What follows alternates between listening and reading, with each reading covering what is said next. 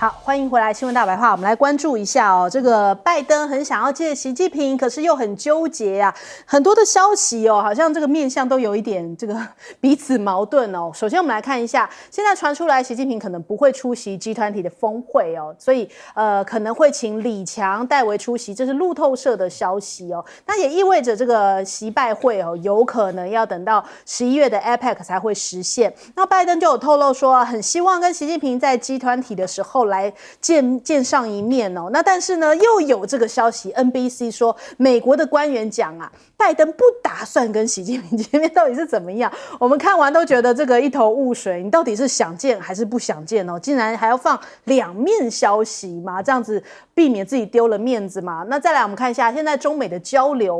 哦，中国大陆的国防部证实，现在中美两军的高级将领哦已经举行了会谈，这是中国大陆的中央军委联合参谋部的副参谋长徐启林，他在斐济跟美国的军方进行了军方的代表啦进行了沟通交流，这也是今年以来中美两军的高级将领首次线下的交流。那我们看中国大陆他们的讲法是说，交往并非处于中断的状态哦，对话也不能没有底线，所以中美的军方沟通没有停止，但是当前困难的局面是美方造成的，因为中国大陆一直在提李尚福的制裁你必须得要解除才能够有这个正常的沟通对话，但是美方也没有给予回应嘛，所以他说这是美方的造成的这些问题哦。那再来我们看一下，习近平现在反复在讲说中美的关系基础是在民间，大家在讲说这意味着什么样的意思呢？因为8月29号的时候这样的报道习近平这个跟美国史迪威将军的外孙有回复他一封信，然后称赞史迪威将军是中国人民的老朋友。那这回复的信件当中呢，他也再一次的表示说，现在中美的关系是在基础在民间，力量源在这个人民之间的友好，所以看起来好像官方的这个联系是中方是没有那么的积极，尽量跟民间多沟通，跟这个美国的民间多沟通。那再来看看这个华为因为现在奇袭了雷蒙多这个 5G 的新机大家想说哇，想不到华为突破了这个美国的 5G 的封锁，所以在雷蒙多离华的前一天，华为无预警的开售了 Mate 60 Pro 的新机也象征着技术突破跟这个地缘政治的这个意涵突破了这个地缘政治，所以也令这个雷蒙多有点五味杂陈啊。华为的前高层就讲说，这个提前上市的原因很多但主要就是冲着雷蒙多而来。那目前看起来，这个Mate 60 Pro 已经把这个出货量上升到4000台的这样的一个预估量感觉上面是一个强势回归的态势外媒在讲说，哇，那看起来苹果要惹上大麻烦了，因为就在美国制裁华为之前其实华为在全球的销售量已经是冲到前几名，甚至超越了苹果，所以会不会又在逆势强势归来，抢走了苹果的这个销量，也让这个苹果现在很紧张因为苹果现在赶紧官宣了 iPhone 15系列的发布时间，那现在确定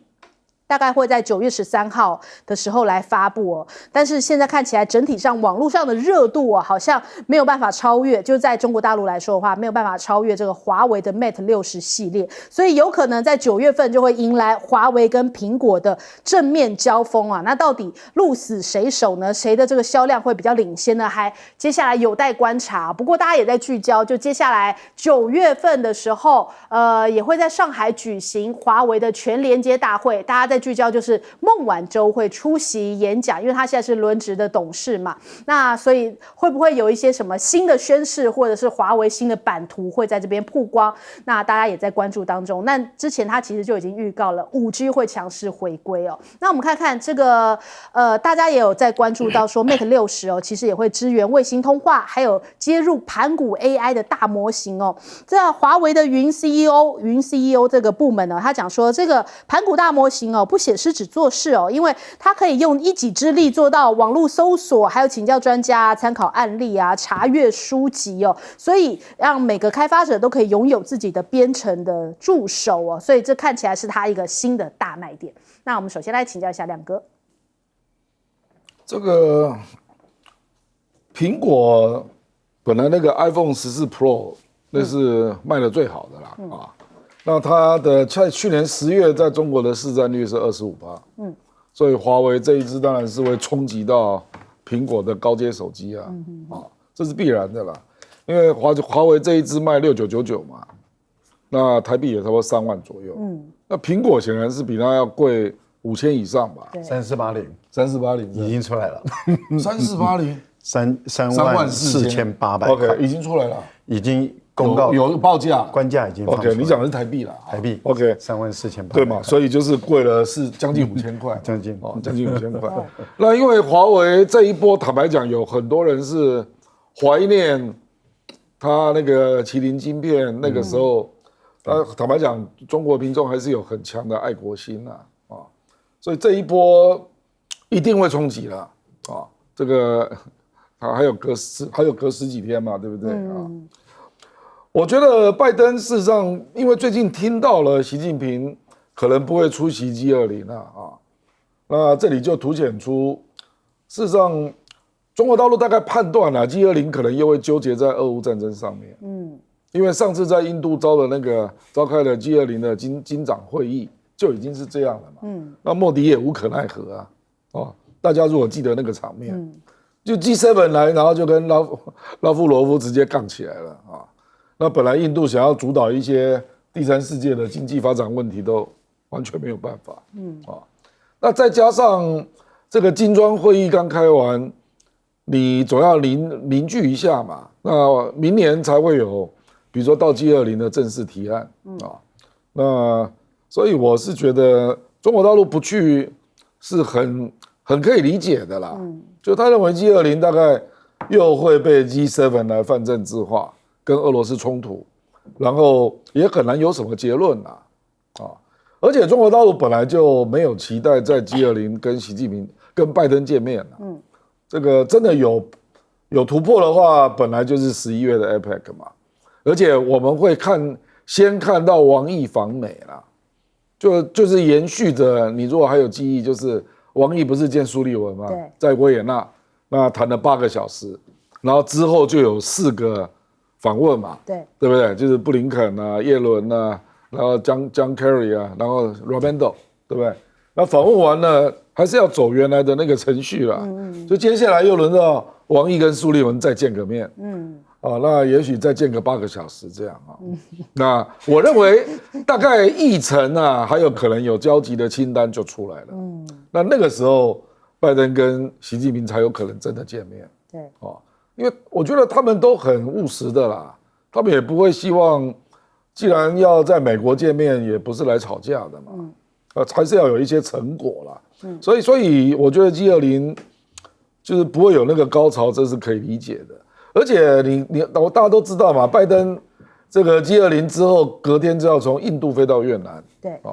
那摆明了还要继续吵南海的问题所以氛围也不会太好。所以我觉得可以理解为什么 G20 双方会碰不到嘛。好，来请教赖老师。原本只是根据英国的一个媒体那么根据不具名的印度的官员报道透露出消息说习近平可能不去。那我们当时的判断是说，几率是蛮高的，不会去了那拜登等于是间接的证实了，就是说他还是希望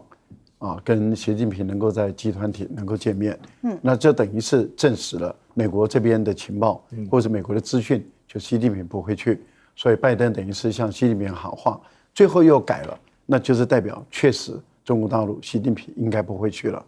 到今天为止，中国大陆的外交部发言人没有把习近平会不会出席这个G20的这个决定公布，那就很明显的应该就不去了。为什么呢？因为他们在今天公布了李强去参加东协跟印尼的这个会议，也就是去5天，9月5号一直到9月8号。所以参加了3场会议，就是10+1、10+3，还有就是他跟这个东协的就是跟印尼的这样的一个会谈，还有去访问。那我想这个部分里面，也就是说他时间压得很紧了，已经到9月8号，可是这个集团体是9月9号、10号开，那所以等于是如果说是李强去的话，等于是李强印尼结束以后就转往印度里面。但是也很有可能李强因为没有宣布李强接下去的行程，所以也很有可能李强就回到中国来，也有可能是王毅代表习近平去出席。那习近平可能用跟普丁一样用视讯的方式，这个都可能性蛮高的。那我讲这个始作俑者啊，我觉得印度要负很大的一部分的责任。印度在这次金砖会议的时候，莫迪拉了习近平在场边有一个很简短的会谈。这个很简短的会谈里面，印度莫迪就跟习近平说，中印的边界定义中印的关系，就是边界处理不好，那中印的关系走不下去。那习近平给他回答的意思，也就是不是这样子，是中印的关系是多方面的，边界的问题只是一部分所以不能够这样子来绑架在这个中印边界上。接着印度就找他们的前高阶的外交官放出消息说，这次主办方是印度，所以印度可能在接待习近平的规格上会变化。那这个是威胁，这是恐吓，这是勒索，这是外交上的极不礼貌的一个行为。你主办方，你要利用主办方的方式去羞辱一个国家的元首吗？这个当然故意放出这个消息的时候，其实就搞坏了中印的关系了。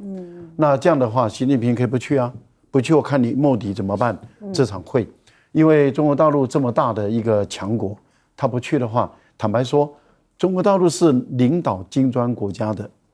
那一个领导金砖国家的一个这么大的强国，他不去，你印度你能够把这个议程弄好吗？我觉得不太可能的事情。所以我觉得印度是把自己的脚巴扎了。我最后讲一点，我觉得华为是故意的，在雷蒙多还在中国大陆的时候，因为雷蒙多要去大陆之前说，华为你再给我搞研发，我就继续制裁你。华为就告诉你，我用的就是中国的芯片了。中芯国际出来了，麒麟900出来，9000出来了，而且我的速度很快，低调的高调的卖，低调的展出，高调的卖，秒杀。我觉得这个对华为的爱用者来说的话，真的是蛮爽的。所以赖老师手上就是一只华为，不过这是旧版的，这是因为现在台湾买不到。这个是30，这个是 Mate 30，这个考虑也去买一只。问一下谢老师，我觉得习近平不去这个G20的可能性很高啊。这个中间我觉得有很强的一种策略的考量了。因为如果G20不见面的话，那接下来就11月的 APEC 还有一个机会。但是 APEC 现在美国有一张牌一直举棋不定，不晓得美国会不会打，就是因为制裁李家超的关系就不让李家超去参加这个 APEC 这个11月份的峰会。对，因为香港是 APEC 的正式的会员那如果说中国大陆要挺李家超的话，那么他现在就等于说，你现在只有一个机会见我。习近平就跟拜登摆明，你就有个机会见我，那就是11月份的 APEC 的这个高峰会。那你如果说你11月的高峰会你制裁李家超的话，习近平绝对不会去，绝对不会去。所以我觉得这也是对美国在办自己的主场上的时候的一个很重要的一个策略的运用。那另外一方面，其他的策略的价值呢，就是基本上不要去把这个G20峰会的这个声势帮助他往上提。因为G20里面说实话最重要的2个成员，一个是美国，一个就是中国大陆。那么如果中国大陆缺席的话，我觉得这种会议的代表性，我们开会就讲代表性，代表性就打了大折扣了。另外呢，做出来的决策呢分量也不够。那本来这个现在在这个金砖扩员以后，金砖的实力就已经超过了 G7 了，所以呢，未来是金砖主导的一个国际秩序的情况之下，那金砖的龙头就是中国大陆。那如果在 G20 的时候那么基本上如果习近平不去的话， G7 的分量几乎去掉1/3以上的分量，就这么大的分量。那再加上明年如果说这个金砖在扩员，现在11个国家，对，明年现在还有30几个国家等在外面，明年再扩10个国家的话，就20个国家了。所以金砖本身就是一个新的G20了，还要那个G20干嘛？所以我觉得这个就是说，中国大陆有的时候你也是必须要把自己的分量借着缺席，而不是借着参加而显现出来。那另外一方面的话，这次印度做这个东道主的话，印度绝对不会怎么样公正的来处理所有的会务的问题，它一定是怎么样倒向西方一面。那与其去跟着印度去背书西方的这个对国际事务的观点的话，宁愿选择不去嘛。好，我们先休息一下，广告之后马上回来。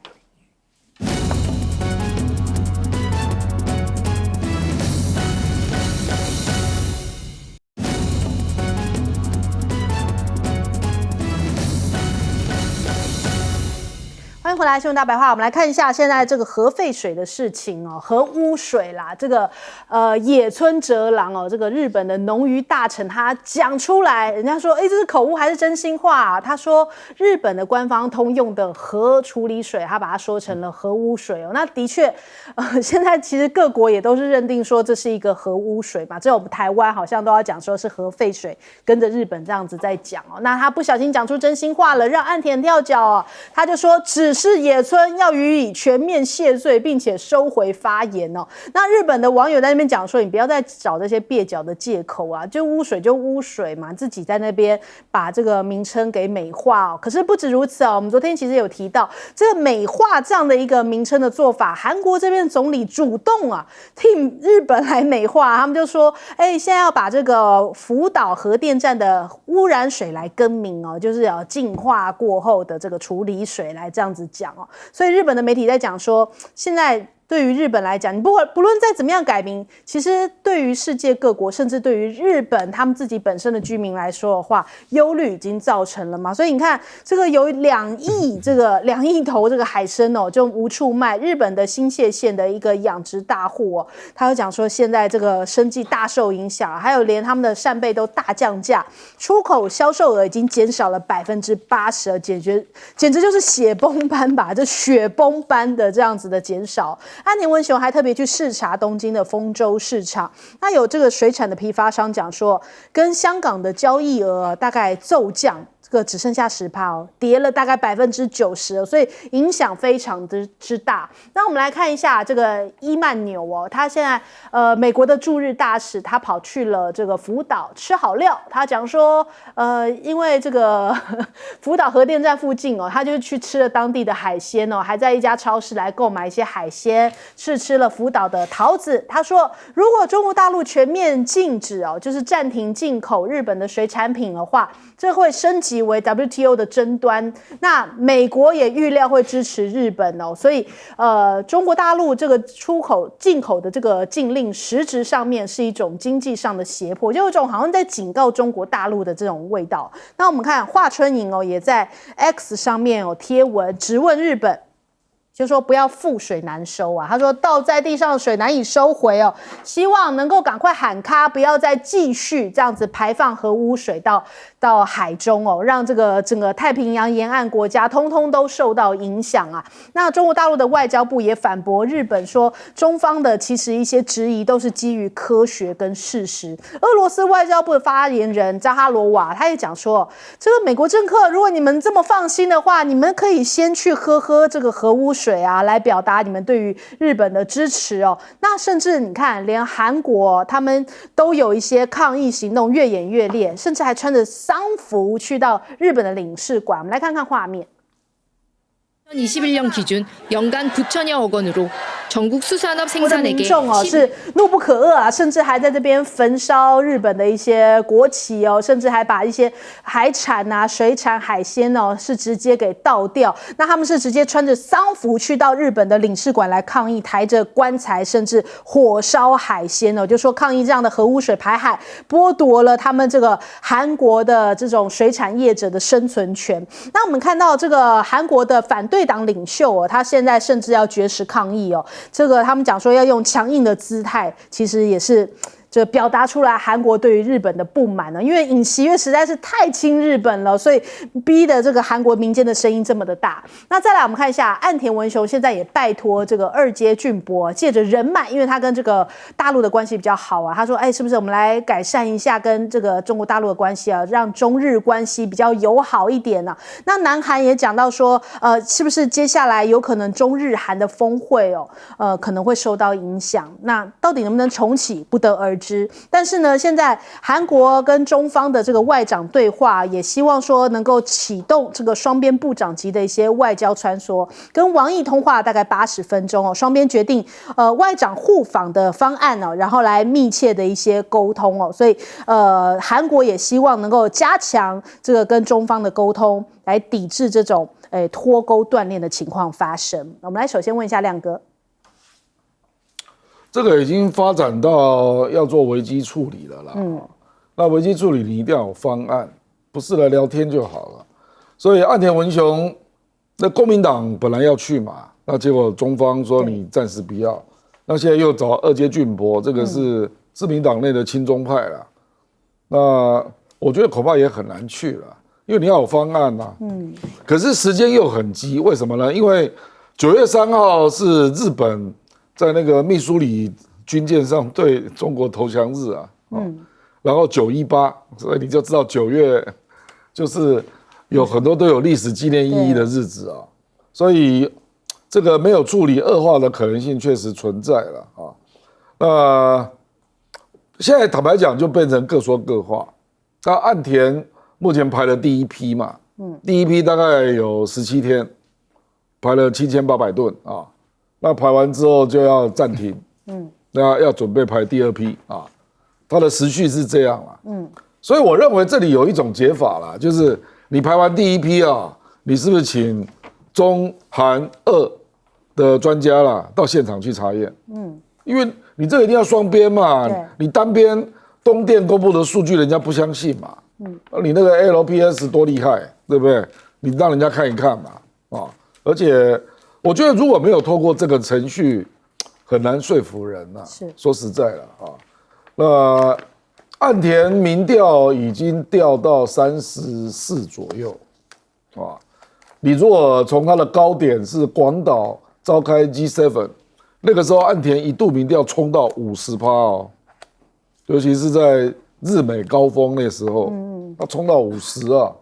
然后一路。什么数位身份证一大堆乱七八糟的问题，然后这个污水排放又再跌了2%，那现在只有34%我觉得岸田如果不及早处理我坦白讲这个会衍生为一种政治危机就是我就给你倒阁或者说不是倒阁啦，因为自民党多数嘛，用自民党换首相来化解危机。这个在过去也发生过好多次自民党常常这样就他如果觉得解不了，那等你岸田下台是明年9月那来不及因为按照目前这个氛围，这个韩国人讲得很对本来预期中日韩峰会有可能在9月来促成，但现在看来这个氛围都不可能了啦。对尤其是韩国我跟你讲，那个尹锡悦碰到了。挑战更大因为尹锡悦在国会的席次300席，他只有115席，所以在野党一定会在国会向他施压啦。尤其是李在明都已经搞到这个程度了。李在明总统大选只输他0.8%了。对，现在李在明出来，文在寅出来，韩国国会议员出来，尹锡悦还在那边天跟天兵一样我认为他第一个就被烧到。然后接下来才是日本。所以接下来我觉得他一定要在这个首批的这个污染水排完之后，他一定要寻求一个解法了，不然我认为会越来越麻烦。好，来问一下谢老师，就是日本这个案子它因为现在中国大陆把它水产品全禁了，那日本的外务省跟他的这个首相的这个官邸的发言人都曾经说过，日本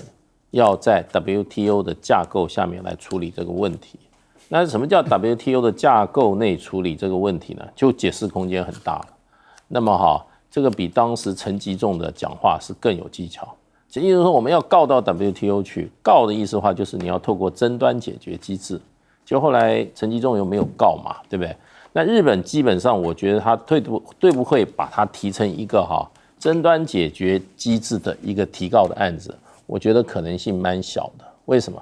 因为这个进入了这个解决机制以后，日本现在处理核污水的这个所谓 ALPS，它就要经过科学来检验。那日本现在对这个 ALPS 整个的机制跟它的过程跟它的结果基本上都不透明，都不开放，这是它最大的问题。如果说它要进入 WTO 这个争端解决，那它这个 ALPS 就要把它的整个过程结果公开出来，全部要公开。那如果说这个过程有很大的问题的话，那它就一定败诉。那不是说败诉的结果就是说中国大陆可以继续进日本的海产一年8亿，问题不是这个，而是就把日本现在政府所做的决定，然后告诉全世界人说他排的水是核污染有，可是呢符合安全标准，这个谎言就全部就戳破了。所以我觉得日本会很审慎，因为他们国内懂这个国际贸易法的人还是比较多啦。我觉得日本这一方面还是比较多，所以他目前的讲法是会在这个架构，那这个架构怎么处理呢？他就会再怎么样，在相关的委员会提出一个什么贸易关切，然后要求在 WTO 架构上进行双边咨商。那通常这种案子在 WTO 底下真是多如牛毛。就是基本上是对内做一个交代而已的，对国内做一个交代，对于解决问题或者厘清问题一点作用都没有。所以我觉得这个日本心里是非常清楚 ，WTO 这个程序走下去对他是不利的，所以我认为日本会走 WTO 可能性是非常低的啦。那另外韩国现在这个抗争现在是不断的往上升，李在明事实上有报道说他已经开始绝食了。对。这个绝食化是一个很强烈的行动显示决心，所以我觉得会不会造成跟这个现在岸田文雄在日本的处境一样，这个韩国的这个总统可能也会因这个事情可能要付出极大的政治代价。最后的结果是什么？我觉得还很难看得清楚。不过这件事情在韩国是越来越严重。好，赖老师，美国驻日大使他的动作是外交的动作，但是是虚伪的为什么？因为他在日本担任大使，然后他跑去福岛吃了福岛的一些食品。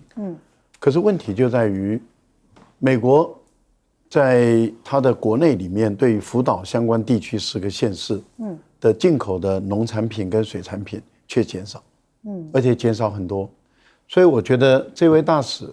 如果真的要做一些事，你就不但不能减少，你还要增加进口，然后你要看看美国人同不同意这件事。第二个，如果你说你支持日本在 WTO 告的话，目前来讲 WTO 整个摊贩在那里，就是你美国造成的。因为美国把上诉的这些仲裁法官完全不指派。所以造成上诉法庭没有办法运转，因此 WTO 整个摊在那个地方，日本告也告不成，也没用。所以呢，你今天如果你真的支持日本，你就求你的国务院把这个上诉法官派满补满，让他开始运转。但是如果上诉法官一旦到任 ，WTO 开始运转的时候，你美国第一个，因为大家都在排队告他。现在美国为什么要让 WTO 整个停摆？就是因为要告他的国家太多了，他的案子已经堆积如山，所以现在美国他就是因为知道他要被告，被一堆国家告，所以他现在就是不让他运转。那你今天说你要挺日本，你就让他运转，我敢保证绝对不会这样做。这个就是虚伪之二，也就是说，如此虚伪的一个驻日代表、驻日理大使，真的是不应该再继续虚伪下去。第三个就是日本说我要派二阶进博，他是亲中派，那你二阶到了中国大陆是要谈说，哎，老朋友，放我们一把吧，我们要继续排污水，你就不要再抗议了，这怎么可能嘛？对啊，还是你要去跟中国大陆说，我们这一批排完了就不再排了。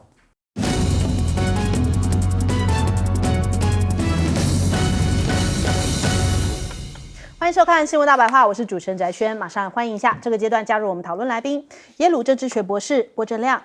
大家平安。国际事务专家赖岳谦。主持人好，观众朋友大家好。先大时间文集稍后会加入我们。我们马上来看一下侯友宜讲说，现在世界上最危险的地方是在台湾呐。赖清德的近办立刻跳出来就讲说，哎呀，你这个是为了选举的利益在恐吓人民啊。但这句话有问题吗？其实我们过去都是外媒在告诉我们这句话哦。比方说，《经济学人》告诉我们，台湾是地表最危险的地区啊。当时民进党怎么回答？2021年的报道啊，还离现在没有太远啊。他讲说，凸显世界看到了这个中国的威胁。那你那时候为什么不骂嘞？奇怪了，就是遇到外媒的时候就另一个反应态度嘛。那再来我们看一下德国之声也是讲说，世界上最危险的地方就是台湾呐。还有 BBC 的纪录片说，台湾可能是目前世界上最危险的地方哦。另外呢，张忠谋不是也讲吗？美国认定台湾是世界上最危险的地方。经济学人的封面，对，这个我们亮哥还立刻搜寻出来。经济学人的封面，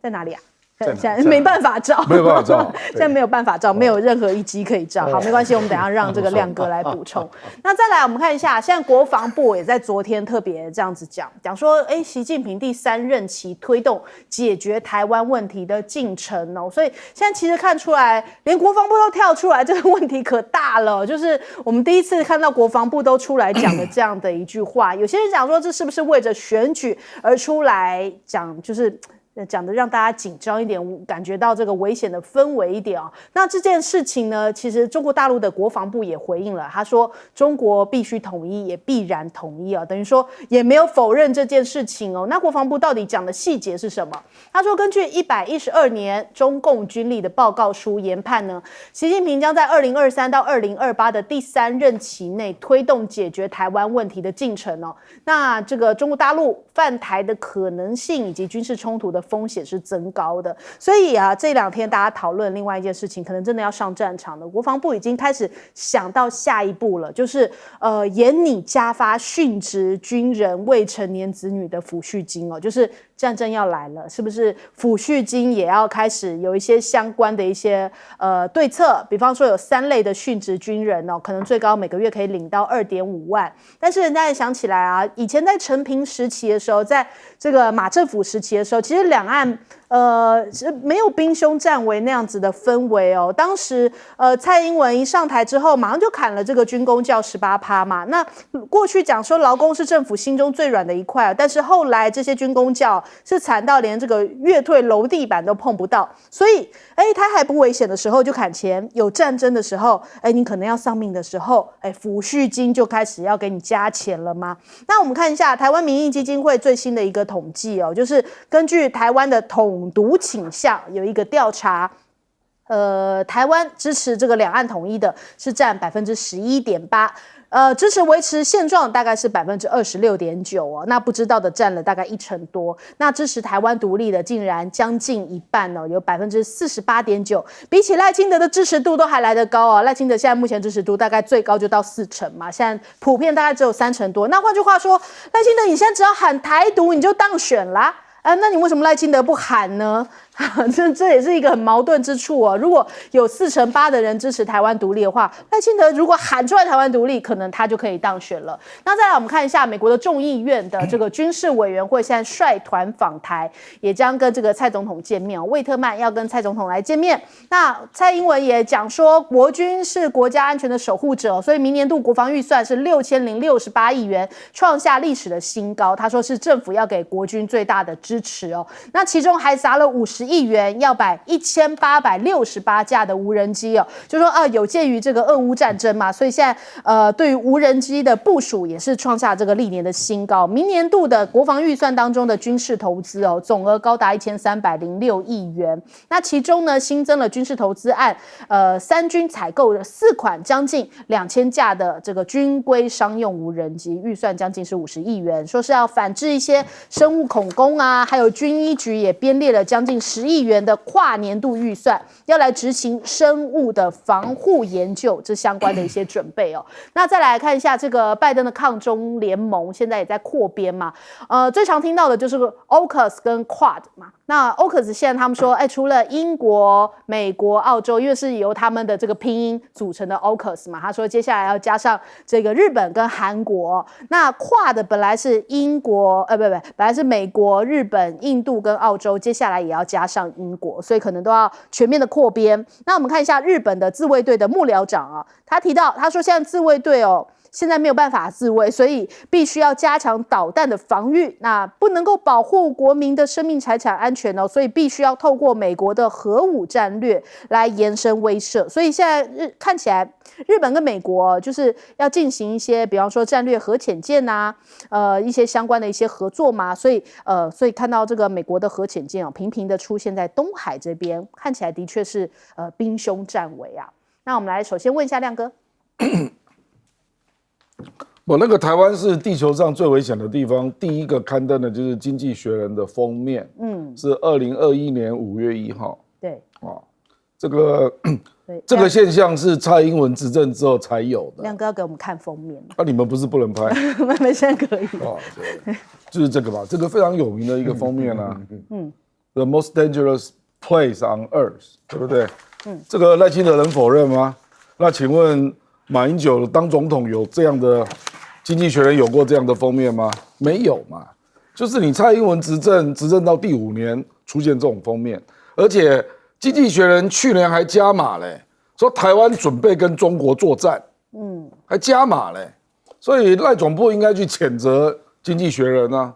他越来越加码，而且你现在去脸书，你只要在脸书看到经济学人的广告，都是那一页说台湾准备跟中国作战。而且那一页还写了很长啊，我记得那个时候台湾还把它翻成中文，把它当作教战手册因为那整个论述是偏民进党的，就是经济学人去年那一期大概有1/3都在写台湾，那大概的论述就是台湾即将跟中国作战。那赖进办为什么那么矛盾呢？就是侯友宜讲就不行。不然侯友宜也不是只针对经济学人啊，事实上也针对那个。比如说那个美国的印太司令部前司令戴维森，Davidson 他也讲啊，2027年之前，中国就会完成统一的准备啊，这也是他的用语嘛。那后来我们就看到那个喜欢到台湾的那位啊，那个欧布莱恩，今天又在讲了，说 AK-47怎么还没发啊？结果 AK-47已经是中共淘汰的步枪了啊，那到现在还在讲 AK-47AK-47是当俄罗斯的也不知道他是哪一国人那总之他就一天到晚在讲这个。那德国之声后来也跟进世界最危险的地方就是台湾西班牙的媒体也登过，法国也登过，我们吴钊燮都把它当作是我们外交的成果，因为我们台湾成为欧美重要媒体关注的地方，那关注的地方标题都是台湾是全地球最危险的地方，这难道不是蔡英文的成就吗？为什么赖清德不愿意面对？因为赖清德如果面对，他就必须提出避战策略，他提不出来嘛。我早就跟各位讲了嘛，赖清德只有备战策略，没有避战策略，他只能够继续讲备战那这里就回到我们讲游盈隆那个民调那个民调是很有问题的。因为他是怎么问的，你知道吗？他说我们台湾有一些人主张独立，有一些人主张统一，请问你支持哪一个？怎么可以这样问呢？你如果要民视，那我们知道民调有一个基本规则，就是你这个社会上的各种声音你要穷尽嘛。我们台湾有一种主流声音叫维持现状你为什么不说出来？他等于是用他的统独二分法逼你表态，你知道吗？那比如说我如果是接到这个民调，那我要问他说，我说维持现状可不可以？然后他就说可以，这样你听懂吗？他是直接问你，有人主张独立，有人主张统一，请问你站在哪一边？我可以不回答因为两个都不是我现在并没有主张统一或独立对，那你现在逼我表态那可是我主张维持现状所以你看政大的民调，它就是民视他把所有的可能都列出来。比如说他会问你说，主张维持现状，永远维持现状，还是暂时维持现状，以后再独立？人家政大就讲得清清楚楚哦。这个就是台湾人的名义上的多样性，事实如此嘛。你怎么可以逼人家呢？你如果逼人家，那人家当然不要讲统一嘛，因为讲统一好像怪怪的，那他就会讲独立嘛，就是这样嘛。可是这里面大多数的人是希望维持现状，再看看，那比较偏台湾独立嘛，就是这样嘛。所以我觉得民调不能这样问啊，你不能够用统独二分法来逼人家表态站一边呐。然后对维持现状就故意不明示，让人家知道，让人家要直接讲出来，那这样一定会偏低啦。所以他其实今天也只有公布这个，所以你也不知道说他这个完整民调前不，后我们有看到大概题目问了些，什我们有么样的看到题目问题啊？我们事实上有看到题目，有看到了，当然啦。好，那我们再来问一下介老师。其实我觉得这些西方媒体的报道，这是一个必然的产物啊，也是现实的反应啊，对不对？如果有人一定要做出民调说主张独立的是这个48.9%啊，主张统一才11.8%，那就是最危险的地方嘛。对，因为你要独立的话，跟这个中国大陆的话永远脱离关系的话，那就是必然的战争。这不是只有中国人会这样，美国人也这样做。日本人也会这样做，欧洲每一个国家都会这样做。所以这个国土的这个完整跟统一啊，是任何国家的核心利益。你如果要去挑战的话，那你就准备打仗，这是古今东外皆然的嘛。所以我觉得，就经济学人也好，德国之声也好，基本上他们的看法都是正确的。那为什么我们今天会有这么多人看不清楚这个现实啊，还觉得没事？那我觉得这就是现在的这个不管是从这个教科书开始，到现在的整个操控民意、操控这个整个这个资讯来讲的话，新闻来讲的话，产生的必然结果。所以我们需要一直在大声疾呼，就是说这些不能关着起门来搞这些事情，这些事情都牵涉到台湾外部，尤其牵涉到中国大陆。牵涉到中国大陆的话，你搞不清楚你要付什么代价，你搞不清楚结果是什么话，你在台湾的岛内跟着大家一起喊一起弄哈，最后怎么大家共同毁灭？那你看看现在这个政府做法是负责任的吗？你看看随便一个球场修到2亿变成12亿，对不对？多少人开公司，这些绿油油开公司，大赚这些光电的钱。这些所有的国营企业都被这些人拿来当私产，在那边怎么样挥霍？多少公家的钱都放在口袋里。可是一个殉职的军人，他的在世的子女一个月只能他2万块钱。你觉得这个社会还有一点点道理可以讲吗？还有一点点公平性可以讲吗？人家用生命来捍卫这块土地，最后呢，他留下的子女一个月给他2万块钱。你这是干嘛？你这是在赏人家一口饭吃吗？这种情况真的是，我觉得真的台湾这个社会真的被搞得非常的病态，非常的没有正义，没有最起码的常识都没有。一个社会失去了常识，领导人要负责任。掌握到社会这种宣传，不管是教育的机器也好，社会传播的机器也好，这个领导的人出现了极大的问题，让台湾人完全脱离了以为自己是什么真空活在这个地球上吗？还是活在这个宇宙中？我们不晓得我们一举一动跟我们的大环境有极重要的关系。那另外，国家国防预算提升到6000亿，从他上任的时候也不过才3000亿，2倍。然后呢，搞成的结果是台湾是最危险的地方。你应该变成6000亿，台湾应该更安全啊。为什么你搞成6000亿，你的结果是台湾更危险呢？这才是我们要问的问题。然后呢，现在战斗机飞行员座舱比最低，你对军人的待遇有提升吗？去买一大堆无人机，去买一大堆这些装备，最后呢，操作的军人，你有给他更好的待遇？你有把他做更好的抚恤吗？都没有。所以我觉得这个领导实在是把我们台湾带上了一个不归路。好，来请教赖老师。国防部为什么会做这样的一个评估？说习近平要在现在这个任期内